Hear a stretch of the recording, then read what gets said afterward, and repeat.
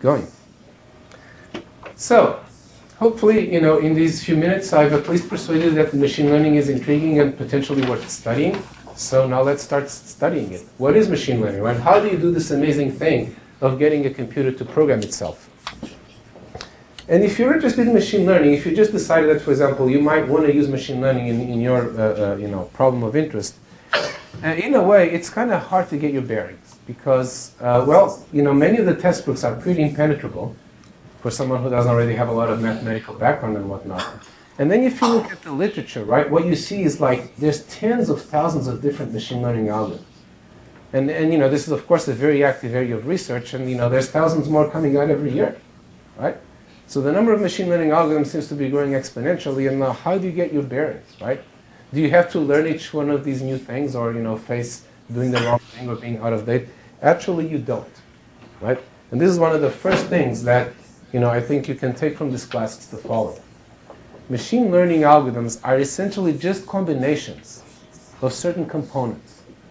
And if you understand what those components are, then this combinatorial space of machine learning algorithms becomes a much smaller space of the components, and then you can combine them in different ways. Okay? So you want to know what those components are, and you want to know how they go together. And then as you hear things about machine learning and you see new things coming out, now you have a way to keep things organized and to not get overwhelmed. Okay? So what are those components? They're basically three. Almost all machine learning algorithms have these components in one form or another. They are representation, evaluation, and optimization. Okay? So let's look at each one of these and see what it is and what examples of it are. So representation. If your computer, right, if your machine learning program is going to create its own program, the first decision that needs to be made is what language this program is going to be in. Right? Like you as a programmer might decide, well, I want to use Java, or I want to use Perl, or I want to use whatever. Right? It's a similar decision to be made by the machine learning algorithm or by you for the machine learning algorithm. Of course, the languages in this case are not going to be things like Java, etc., which are designed for humans. They're going to be languages that hopefully are good for the machine learning program to use. So what are some of those languages? Well, here's one. Decision trees. Decision trees are the first one we'll study, and they are, according to surveys, by a good margin, the most widely used representation. Okay? And by the way, roughly speaking, the way we're going to organize this class is by representation. So we look at each of these representations in turn and then see how we do the evaluation and the optimization with them. And also, as a rule of thumb, new representations come up much less often than new evaluation functions come up, which in turn come up less often than new forms of optimization come up. Okay? So in a way, the representation is the most stable core of machine learning. This is not to say that there aren't new representations to be invented. I'm sure there are, and I look forward to them. So here's another one that's also a very natural one. It's sets of rules. Right? You can think of a decision tree as being a set of nested if-then statements. That's at some level what a decision tree is. So it's just a basic programming construct writ large. Sets of rules are also if-then statements, except they're not nested. They're just, it's a sequence, right? The first one that fires wins. Or then you do some combination of the ones that fire. Okay? Sets of rules can be very powerful because, in particular, if the rules are in first-order logic, then they're also called logic programs. You can genuinely write any program in this way. Right? So it's very powerful. It's a very powerful representation. You don't necessarily want to write a program in this way, but in principle, there's languages like Prolog, for example, that can do anything under the sun, and we will see how to learn such programs from data. Another one, and in fact one of the oldest ones, is instances. This is the best of the laziness approach to machine learning. The instances approach is you just remember the cases that you saw. And then when a new test comes up, you just try to find the nearest case and you apply it. So you're doing medical diagnosis, you just remember all your past patients. And when a new patient comes in, you find your old patient that's most similar to her, and you apply the same diagnosis. Of course, there's many variations on this, and we will spend a whole a lecture on it, but the basic idea is joyfully simple and unsurprisingly powerful. So this is the use of instances themselves as the representation for what you want to learn. Then getting on towards more sophisticated things, there are a lot of approaches in machine learning that use probability. Right? Probability is a very powerful tool. It lets us deal with uncertainty. It lets us weigh evidence. It means we don't have to always be making black and white decisions. Efficiency is a big concern. Graphical models are a very large family of probabilistic models where I use a graph to represent the dependencies in my distribution. Okay? So we will also look at some of those, and in particular, there's two main families called Bayes nets and Markov nets, and we will see what some of them are. As some of you might know, the Turing Award this year was won by Huda Pro, a great computer scientist. His main contribution was, developing Bayesian networks. Neural networks, this is a very fun one.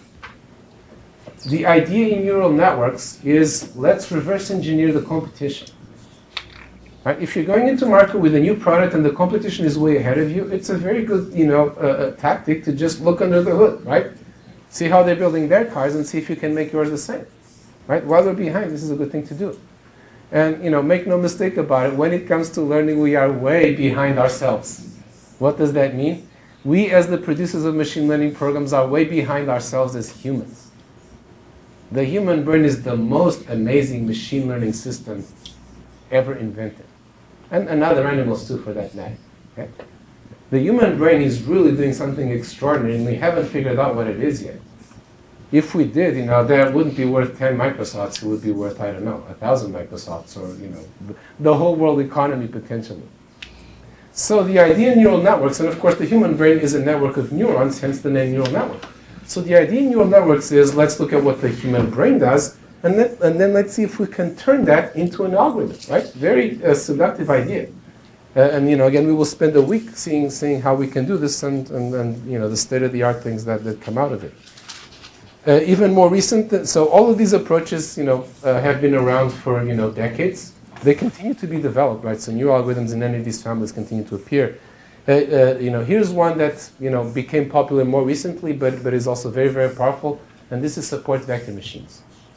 Support vector machines, in a way, are a more powerful version of instance-based learning, but they are quite powerful. They are different from some of the other methods in that they use much more sophisticated mathematics. And many people just use them as a black box because often they work very well, but it's a pity to have to use them as a black box.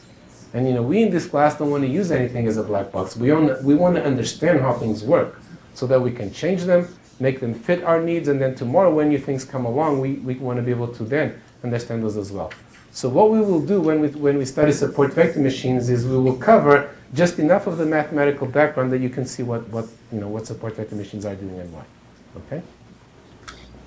And then one thing that people have also found in recent years is that the best thing that you can do when it comes to learning is not to learn one program or one model, but learn a whole bunch of them and combine them. This is the wisdom of crowds applied to algorithms. It's the wisdom of algorithms, right? Often you have many people vote on something, they come up with a better estimate than any individual person. The same thing is true of machine learning algorithms. If you run 100 algorithms with 100 different conditions, each one of them, and combine the results, you will usually get better results than if you just run one of them. This is very powerful. For example, the Netflix prize was won, and the second place was also systems that combined a lot of different algorithms. In fact, what both of these teams were doing was competing to see who could aggregate the most people quickest. They all started out being small groups competing with each other, and then they realized that by aggregating they could do better. So they wound up with larger numbers of things being combined than ever before. And I think in the future we're going to see more of this. So being able to create model ensembles and smart ways to do it is a very important topic. It's often a very easy way to get a large extra payoff after you've put all the work into developing algorithms and trying different things. Instead of picking one, combine them. And we will also see how to do that. Okay? So these are the main things that we will cover here, but not all of them. Okay? But this at least gives you a flavor of the kinds of representations that get used in machine learning. Okay? Questions so far? All right, but of course, once you've picked a representation for your program, your work has just begun, right? Sure, you've picked the language. Now what? Well, this is where the next thing comes in, and the next thing is evaluation. What the machine learning system is going to do, right, is generate candidate programs, right? From the data, it's going to, according to some algorithm, generate a candidate program, right? Is this what you want? These were the inputs and outputs that you gave me. I have just created a program that seems to pretty well transform these outputs into those outputs. Is this what you want? Right? Now, if you could personally inspect every program that the machine learning system generates, fine. But of course, you don't want to do that. It's going to generate easily millions of candidates. So what we need is an automatic way to evaluate the program. Okay? So the next big choice is the choice of your evaluation measure. How am I going to gauge that version A is better than version B, and therefore select version B, and then maybe try variations of B, C, and D, and select one of them. Okay? So here are some of the measures that people use. The first measure is accuracy. Very simple. Out of those examples, how many of them did you get right? Right? Let's say I'm an email provider, right, and I have lots of examples of emails that are spam and not spam. I know which ones are spam because the users, conveniently mark them as spam, right? And now I create a program that predicts whether something is spam or not, and the accuracy is just a fraction of the spams that it marks as correct, plus the non-spams that it correctly marks as non-spam. Okay? So this, or like the fraction of diagnoses that were correct, or the fraction of your credit cards that you wish that they really did not, go bankrupt and so forth. Okay? So this is the simplest measure. Two other measures that are often used and are very popular, for example, in things like information retrieval applications, are precision and recall. Okay? Precision and recall are a lot like accuracy. Precision is out of all the fraction of things that you predicted were yes, how many of them really were yes? So what fraction of your spams, of your predicted spams, really were spams? What fraction of the pages that you said were interesting really are interesting? And then recall is, out of all the ones that really were spam, how many did you identify as spam? Okay? So notice that these two measures are complementary and you really want to do well on both of them. The reason these measures are useful over something like accuracy is that in many domains there is a very large number of true negatives. Most of the things are false, they're not interesting, and you don't want to mark them as interesting, and you won't, and you want to ignore those. Accuracy doesn't ignore those, precision and recall do ignore that. Okay? Now, if what you're trying to predict, instead of just being yes, no, like spam, not spam, or interesting, not interesting, it's something like a rating. Like, for example, if I send my catalog to this consumer, how much will they buy? In this case, you're predicting the numeric quantity, so you want a measure that varies with how much of an error you make. Again, there's many things that you can use here, but the most popular one is squared error. So it's the sum over all your examples of the square of the difference between what you predicted and what the true value was. Okay? When you're building probabilistic models, where what you're trying to do is trying to predict the probability of something, for example, what is the probability that this page is interesting, then the standard measure to use is something called likelihood, which you may remember from Statistics 101, but even if you don't, we will go over it here. Right? Likelihood is basically how likely is what you're seeing according to your model. If what you're seeing is unlikely according to your model, your probably is not a very good fit to the real world. If what you're seeing is very likely according to your model, then your model, to the best of your knowledge, probably does fit the real world well. Okay? So that's the idea of likelihood. Likelihood is often good when your learner is not very powerful, but when your learning is powerful, it's very you could get by a very high likelihood by just memorizing your examples, and then you don't generalize, but you want to generalize. One way that you have of generalizing or of helping to generalize is, instead of using likelihood, use what is called a posterior probability. Again, we will look at the details of this when the time comes, but the posterior probability is a combination of two things. One of them is the likelihood, and another one is the prior probability. The prior probability is how likely you think something is a priori. This is where you get to put your knowledge, your expert hypotheses, your assumptions into the system. Or one way, you can put them into your prior. Before you've seen any data, you believe that certain things are more likely than others. That's your prior distribution. And then when you combine that with the likelihood, you get your posterior, and then it's the posterior that you use to evaluate your models. Okay? So when you're using prior probability, you're actually evaluating your candidate programs using a combination of the data and your own beliefs about the problem. Okay? So this can be very powerful. It can also be complicated, but we will see how to do it. So, these are all things that people have used for a while. But here's something that people discovered when they started applying, machine learning in practice, on a big scale. They often found that these algorithms, the machine learning algorithms, were not really producing what they needed. And the reason for this, a very common reason, was that if you look at something like accuracy, right? what percentage of my spams or non-spams did I predict correctly? You could actually be very accurate and yet be doing a very poor job. For the following reason, is that the cost of a false positive, saying that something is a spam when it isn't, can be very different from the cost of a false negative. Something that is not a spam and you say it is. Okay? Or sorry, something that is a spam and you say it isn't. Okay? If something is a spam and you say it isn't, well, then it just gets through and annoys the user a little bit. Small cost. If something is a message from your boss saying, I need this by tomorrow, and then you're fired if you don't do it, right? And that gets tagged as spam because it has too many exclamation marks and too many words in capitals, right? This is like a realistic thing, right? Then you could lose your job because of that, right? So the moral of the story is, you want to be conservative. You want to err on the side of predicting that something is not spam. And as it turns out, this is a very, very common thing to happen. For example, if you have a test for AIDS or for cancer, right? You might want to err on the side of telling people, yes, you may have cancer, do another test, as opposed to letting them walk away with the cancer and die. Okay? So the moral of the story is we want to take cost into account when making decisions, and ideally we will actually do that right inside the learning algorithm itself. So this is another type of measure that you could use. More generally, you could use what in decision theory is called utility. Different decisions, different outcomes have different utilities. And what you want to do, right, this is what being rational means, is you want to make the decision that maximizes your expected utility. So this is your average utility over the outcomes that could happen. Okay?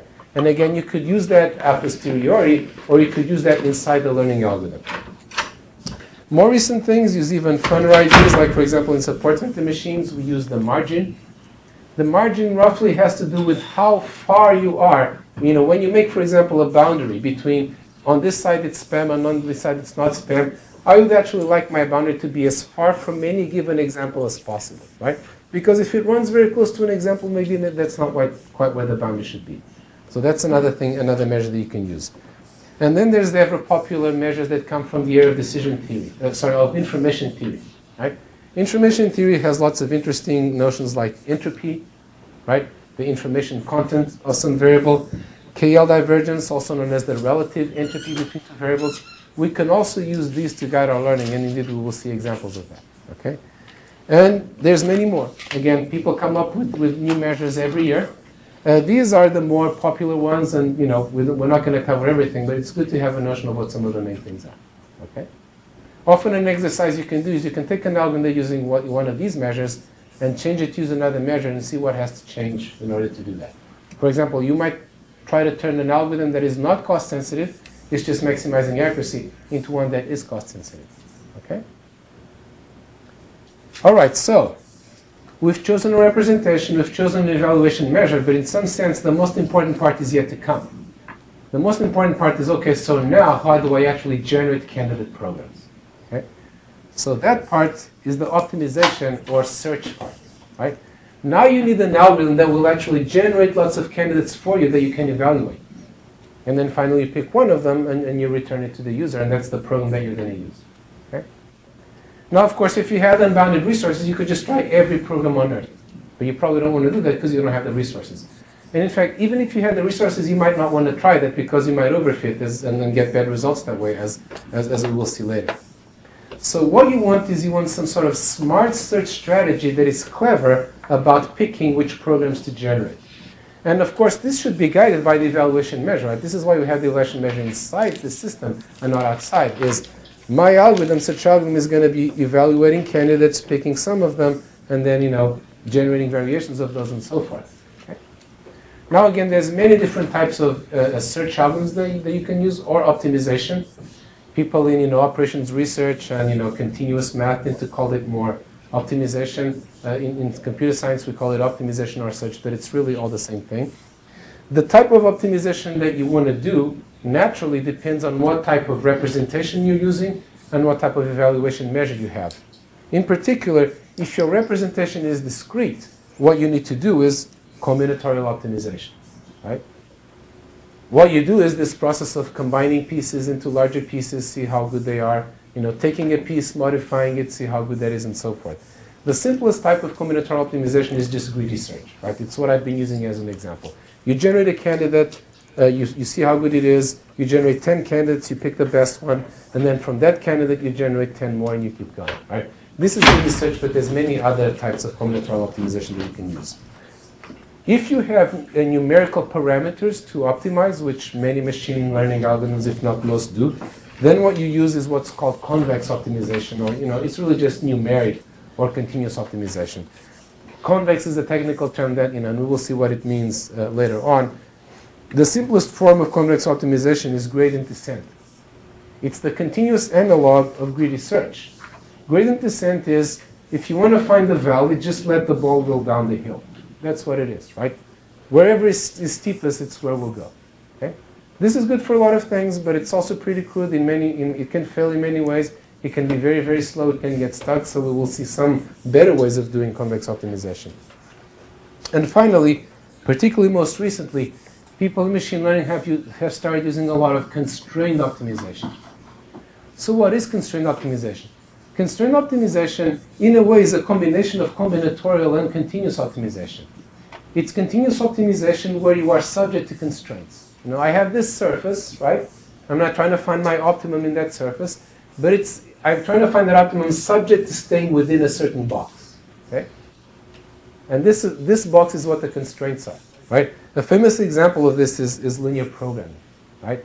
I have this linear function that I'm trying to optimize. I'm trying to optimize my profits from my factory or whatever, but I have these constraints on how many machines I have and how many things I can produce an hour and the cost of the components and whatnot.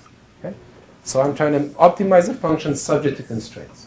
If the function and the constraints are linear, then what we have is linear programming, but there might be nonlinear as well. And some of those techniques get used in machine learning. Okay? So again, this is just a very brief overview of the space, but I think it's very important to have a map of the territory before we dive in, right? What we're going to be doing most of the weeks of this class is looking at specific representations and the evaluation and optimization algorithms for them and the issues that arise, but at this point, we at least have a general map of the territory. Okay? Questions so far? Okay.